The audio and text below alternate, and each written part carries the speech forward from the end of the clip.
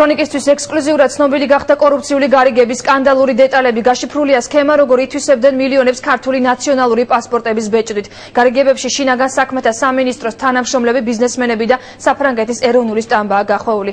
საქართველოს პროკურატურაში აცხადებენ, რომ გარიგების შედეგად მითვისებულია 2 მილიონზე მეტი ევრო. დაკავებულია 3 ბიზნესმენი. კიდევ ვინ არის ეჭვმიტანილი კორუფციულ გარიგებებში და ვინ იძიებს საქმეს? ლიკა ბერაია საუბრობს პირდაპირ ეთერში. ლიკა, გისმენთ. ეს არის საერთაშორისო დანაშაული და საქმეს იძიებს პარიზის პროკურატურა. უკვე გაშიფრულია საკმაოდ საინტერესო და ჩახლართული სქემის დეტალები, რომლითაც 2 მილიონზე მეტი ევრო გათეთრდა. ამ სკანდალში ჩართულია საფრანგეთის ეროვნული სტამბა, საიდანაც ქართულმა და ფრანგმა ჩინოვნიკებმა ეგრეთ წოდებული ატკატების და კორუფციული გარიგებების გზით მილიონობით ევროს მითვისება შეძლეს. საქართველოს პროკურატურამ კონკრეტული პიროვნებები და მათი საბანკო ანგარიშები უკვე გაშიფრა. ქართული ნაციონალური პასპორტების ბეჭდვით ქართველმა და ფრანგმა ჩინოვნიკებმა 2 მილიონზე მეტი ევრო მიითვისეს. კორუფციული გარიგების სქემა გაშიფრულია. საუბარია 2002-2003 წლებზე, როდესაც საქართველოს შინაგან საქმეთა სამინისტრომ საფრანგეთის ეროვნულ სტამბას ქართული პასპორტების დამზადების დაკვეთა მისცა. მაშინ პროექტი 18 მილიონად შეფასდა. თუმცა ამ დრომდე თბილისში, პარიზიდან მხოლოდ 4 მილიონის ღირებულების პასპორტებია მოწოდებული.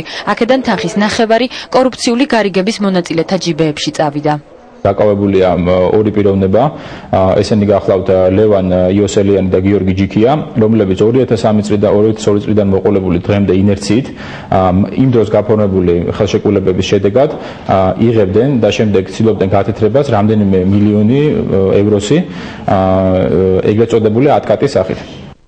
კორუფციული გარიგების სქემის დეტალები ასეთია. ბიზნესმენებმა ლევან იოსელიანმა და გიორგი ჯიქიამ ოფშორულ ზონაში კომპანია LIG დაარეგისტრირეს და შინაგან საქმეთა სამინისტრო საფრანგეთის ეროვნულ სტამბასთან დააკავშირეს. არაპირდაპირი შეკვეთის გზით და ფიქტიური ხელშეკრულებებით კი თანხის ნახევარზე მეტი მიითვისეს.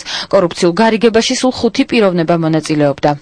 ამ ჩამორიცხული თანხის უდიდესი ნაწილი კორუფციული გარიგებებში გაიხარჯა და კონკრეტულ პიროვნებებს ჩვენ ამჟამად ვსწავლობთ და დგინდება დადგენის პროცესია, თუმცა ეს არ იყო ერთადერთი სქემა და ერთადერთი მარშრუტი, სადაც მოდიოდა უკანონო დაუსაბუთებელი ქონება.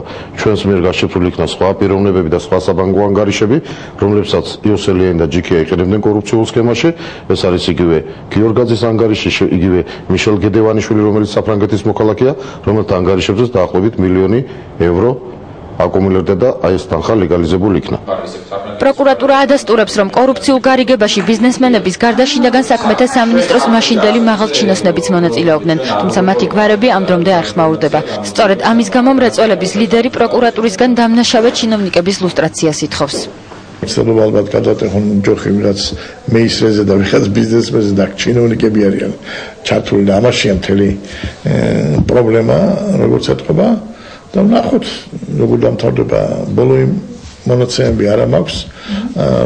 პარიზის პროკურატურა იძახის, რომ საქმე ჯერ კიდე შესწავლის პროცესშია და როცა დამთავრდება, მე მოგაწოდებთ ინფორმაციას. ჩვენო წარმომადგენლობა პარიზში მიმართეს და ბუნებრივია ამ ინფორმაციას მივიღებთ. კორუფციული გარიგების საერთაშორისო სქემის დეტალები უკვე დაიბეჭდა ფრანგულ პრესაში. გამოცემა El Parisien წერს, რომ ამ გარიგებაში ნიკოლა სარკოზისთან დაახლოებული ფრანგი გამომცემელი პატრიკ ვეჟმანიც მონაწილეობდა, თუმცა თავად ვეჟმანი ქრონიკასთან საუბრისას ბრალდებებს აბსურდულს უწოდებს. რა სიცოცხლეა, მე არაფერი ვიცი ამის შესახებ. არანაირი შეხება არ მაქვს საქართველოსთან და არც პრესაში დაბეჭდილი ეს სტატია მინახავს.